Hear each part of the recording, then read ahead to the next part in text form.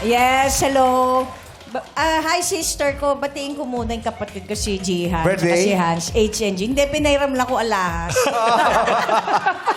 Yes. So, ayun na nga. Hindi, gusto ko lang malaman kung bakit nag-impersonate ka ba talaga ni Jamie? Jamie, ang pangalan mo talaga is Mary Jane Cruz. Tama? Mary Jane yung real name ni Jamie Rivera.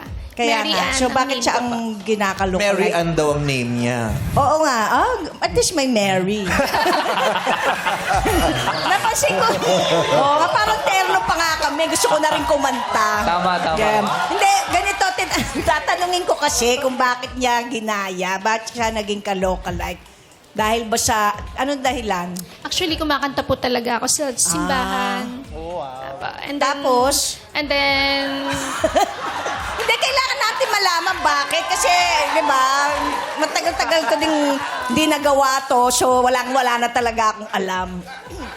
So, ngayon, ayun, kumanta ka sa simbahan. and most of the time, mula nung nag-start po ako magpa-cut ng hair, doon nila na-recognize na kamukha mo si Jamie. Tapos, kapag ka may aura din na parang yung So, mata- matagal na. Na po. Ilang years?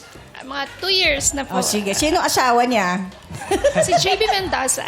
Oo, alam niyo. kilala niya. Search mo. Oo, Of course. anyways. Oo, magalang. Yun nga, marami nga nagsabi na maganda yung boses mo. Pero, Thank kaya you. nga, pero, ang tawag pala sa'yo, no, pop singer. No, inspirational diva. Oo nga. Hindi, pop singer also known as inspirational diva. Di ba?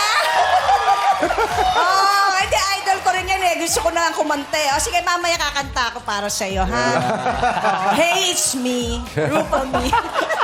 Alright. Hindi, yan lang.